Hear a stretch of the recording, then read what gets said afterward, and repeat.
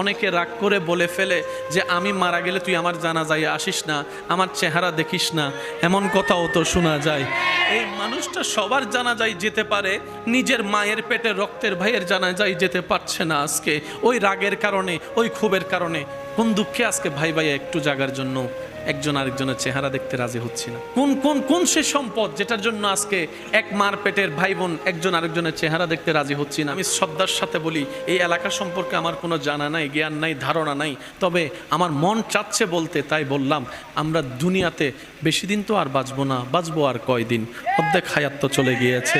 ওই যে কবরে শুয়ে থাকবো, আজকে হাজার মানুষ শুয়ে আছে কবরে, সেই কবরে আপনি আমি শুয়ে থাকবো, কেউ খবরও নিবে না, জিজ্ঞেসও করবে না। এ দুনিয়া এত ব্যস্ত, জিয়ারত করার মতো মানুষের টাইম নাই। কথা বলেন ঠিক কি না?